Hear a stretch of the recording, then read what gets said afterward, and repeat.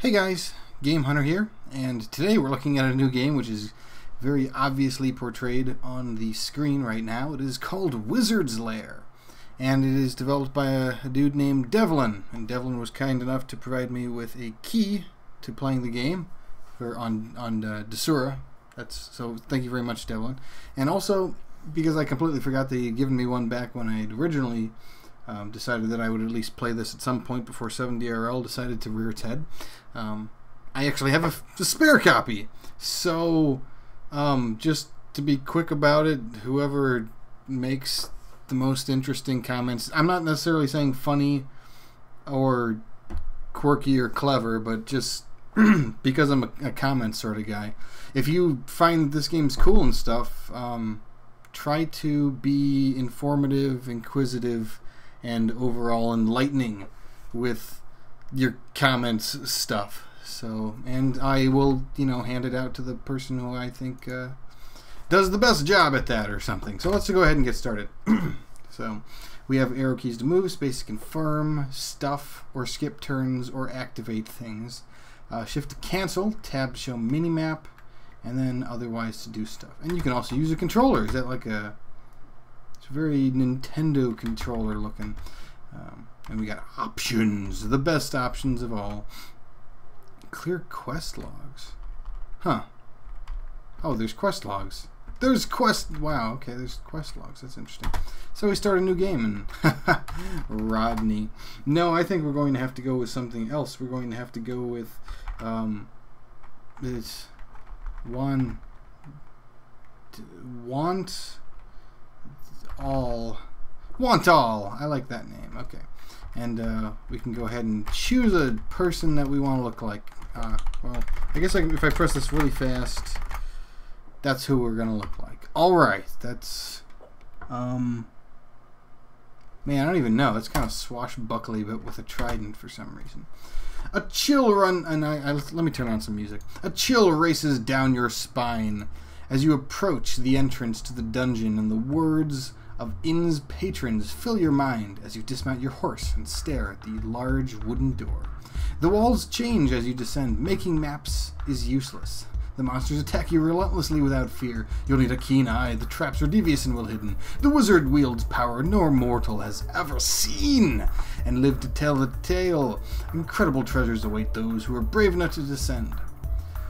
You gather your moment to take your breath, because I said that, and as you step forward towards the door, it opens before you, and an eerie black fog envelops you as you carefully descend into the dungeon. Many have lost their lives here. Let us hope that you are successful. And here we are. Begin the wizard's lair, and there is no diagonal movement. So, oh, well, great. That's called an oculus. I like that. You can just go ahead and wait the turn. Now, I don't know how often I've discussed this, if ever, but there's actually a big... Okay, and I hit level 2, that's good. Pickup was... Oh, cool. So just take. Very nice. And from here, we can open up the various stuffs, which is neat. So this game uses an extremely simple control scheme in order to get things across, which means you can probably use it on a variety of different emulations of game types. I mean, whether or not you're porting it to something as simple as mobile or just like a Nintendo, because like I said, Nintendo buttons pretty much would make use of that, or even an Atari with 2-buttoner. So with this, we have the discerning choice for vampire hunters. Yeah, let's go ahead and use that, because that's also what I'm carrying and wearing. And the data, save and exit. So what is this? Is this a trap?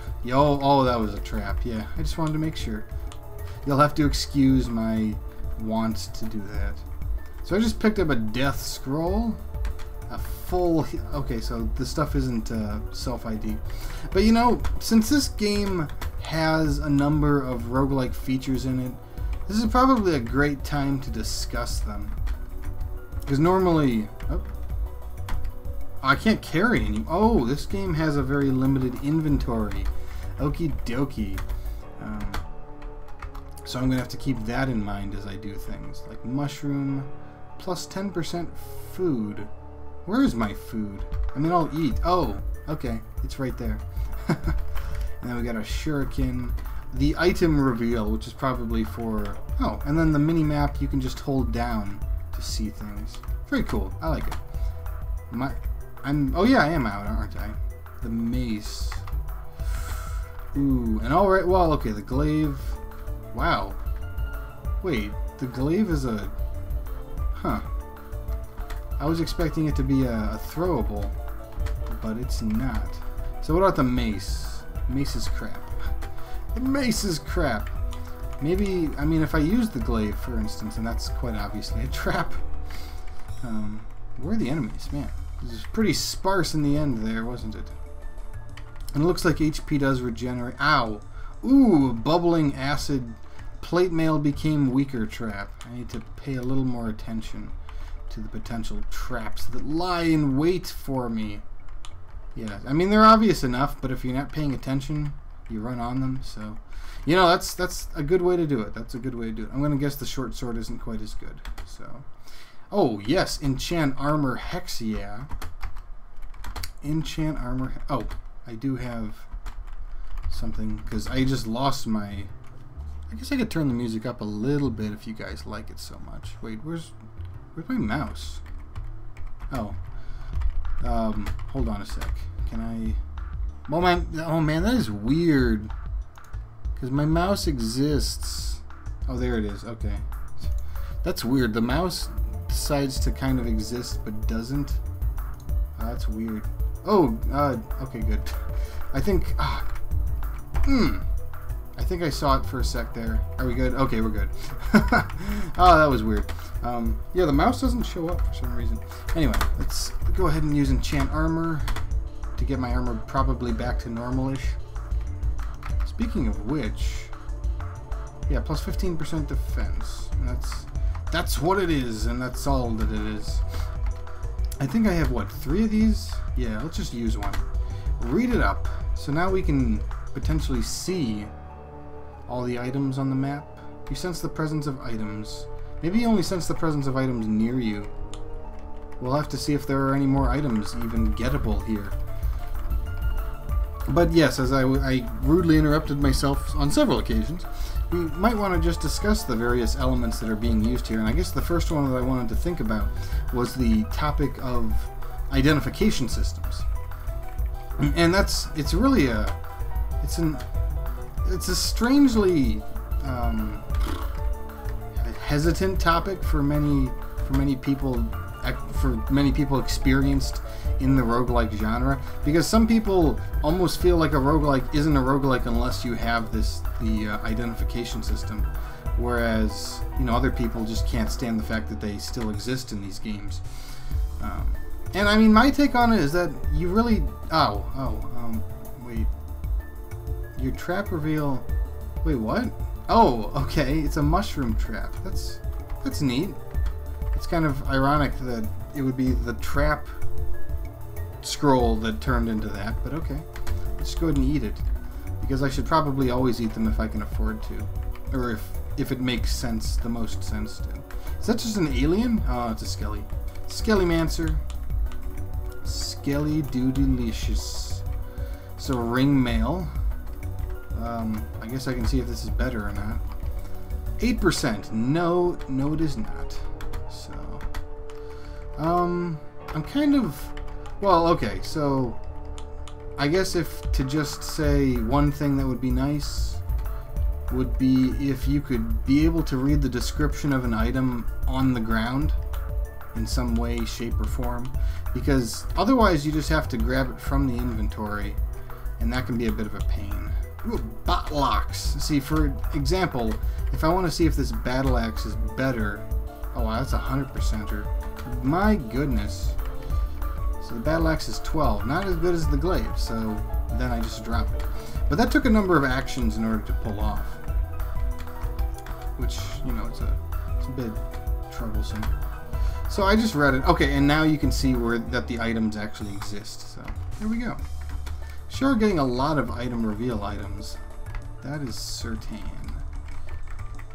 But so far we haven't really had any super challenges in the game of fighting enemies.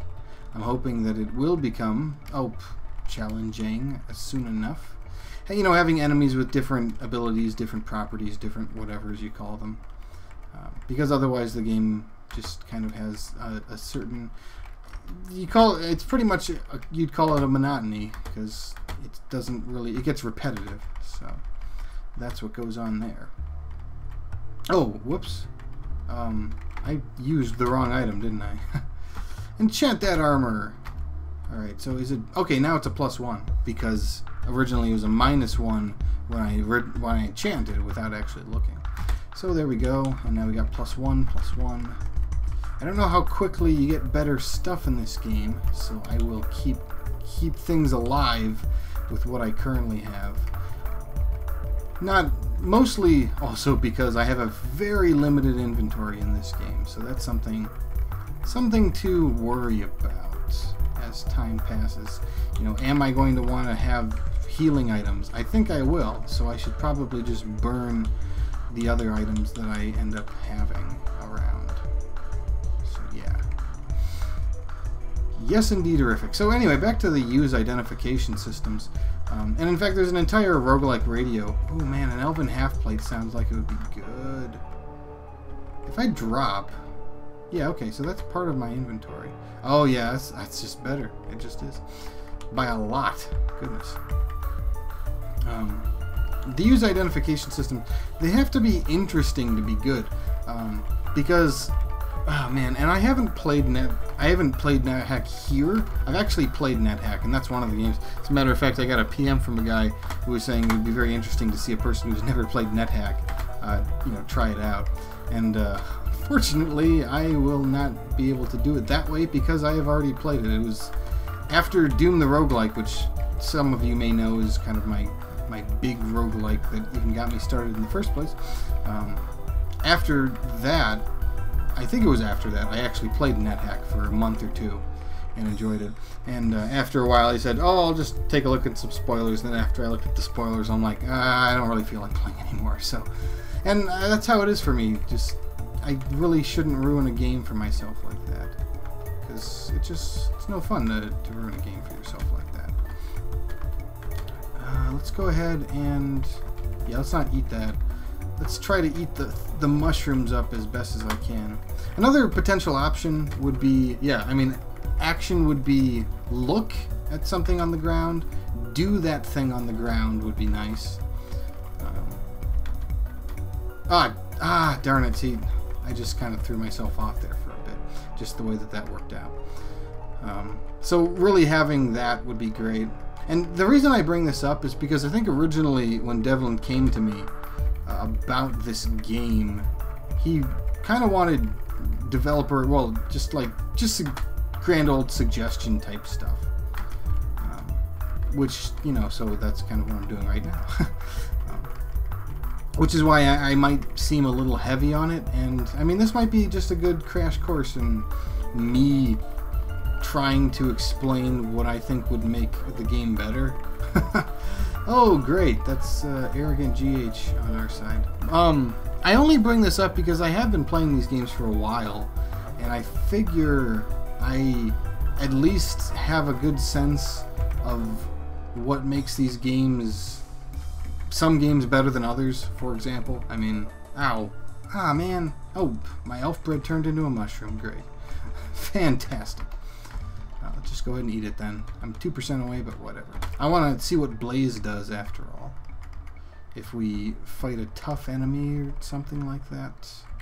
That's a major healing. Do I still have a minor healing sitting? Yeah. So let's drink you just because. Why not? Yeah, and I might as well just eat this mushroom because, again, why not? Oh, I don't have a mushroom. Death. Blaze. Oh, this is weak combat spell. Ta-da! Okay, well, we learned about it. That's great. So we understand that it attacks all adjacent targets. So if I ever do get stuck, man, there's no way to get around this thing. Yeah, oh well. Such is the game sometimes. But the minimap's nice. I mean, you can see the minimap in both directions, so I can actually follow it in this way. Which is hilarious because some people, ironically, would play the game like this more than anything. But that's mostly because they're used to Rogue in itself. Where were the stairs again? Does the... Have I found the stairs? That's weird. I wonder which of the icons looks like stairs. Because I don't see it... Oh, wait. Yeah, okay. It's the green one. I think I was confused because it looked like it was an up diagonal as opposed to a down diagonal. But whatever. It doesn't matter. So far we're fighting the same enemies, I think. Okay, well there's a new one at least. Yeah, Triceratops warriors. Does anybody see that? Maybe. Is that a book? Should not ignore those. Ooh, an old quest log. That sounds interesting. Yeah, we need to eat you anyway, so take that and read it. Useful dungeon information. Wait, I know this already. Oh, wait, what? So, did it turn into a what? I don't even know what happened there. Okay, that's fine. It's okay if I don't understand things necessarily. You learn them as you go. That's one of the things about roguelikes that I tend to really enjoy. Big room? What is... That's interesting. Let's just learn what this thing does. Big room. Yeah, wow, all of the walls? All of the walls have disappeared. Oh my goodness. Oh wow. That's a gamble button right there. But at the same time, it also can greatly change the map so that you don't even have to worry about everything happening. Remove the major, drop it for a full. There we go. Okay, cool. But this does simplify things a lot. Basically, it would be if you get caught and you don't want to end up dealing with a trap. That would be one use for it, and you're more or less already completely done with the map. But yeah, look at that. We just get to explore this thing in its entirety. And I'll just do it in this fashion. But, yeah, I mean, I guess, well, to talk more about the use ID stuff, just, it's important to make it something interesting. It really is, because in Rogue, kind of the point of it was that you would have to not know what you were getting, so you had to experiment, and that meant potentially wasting it or using them in certain situations when you realized one thing was good and another thing would be bad, etc. Ooh, teleport. Teleport. I'm wondering if it's blink or if it's actually teleport. We'll have to use it at a later time. A twin blade? Sure. Let's see if it's any good. The twin blade. Oh, no, it's not. That's unfortunate, man. It really is. This glaive has been just way too good. At least they do an auto-equip. That's kind of the game. But here I'm just exploring everything. So that was all the enemies. Man, the amount of enemies seems rather sparse for the actual what you're doing. Most of the stuff was on the right side of the map. I just noticed that. Although it could be that most of the actual map was on the right side of the map at the time. So let's leave it on this. Well, let's do this floor and then leave it at this part 1. So yeah. But I mean, use IDs can be really tough to do, and oh, it's like a evil phantom, right? It is the phantom. That is the phantom. Let's go ahead and use a trap reveal just because I haven't used one before, and we'll see what it actually looks like to use one. Trap reveal, and oh, and it even shows you, although you have to know them kind of by icon because there's no way to examine things in this game. But you get to see all the traps, and they're all pink looking.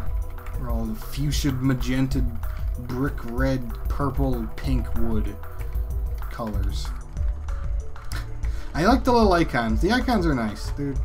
They're simple, they're effective, they get the point across every time. So yeah, these, well, they're serpent warriors. I want to call them Triceratops warriors. I should also learn what shuffle does, but I'm having too much enjoying. So, ooh, magic map, magic map. We all know what this does, but for the sake of simplicity, the sake of knowing, let's just go ahead and read it. Does it? It also appears to reveal all items, but all the traps are now not revealed. Well, that's, is that Magic Bane? Huh. Yeah, I'll equip you instead. I don't know if that makes a difference. I could be stupid to change it like that. Man, I must have gotten super lucky to get a glaive early on, because that has been killing most of my enemies at best in one hit. Go figure. So trap reveal is still working. Oh, wait. Yeah, okay. So now it's red. That's confusing, but I mean, it's not entirely confusing because you have one that's... You have either red or pink, so it's... And everything else is nothing like that color, so that's important. But yeah, the use ID stuff, I mean, I'm trying to think of a good example of a game that kind of makes use of that thing in a fun way.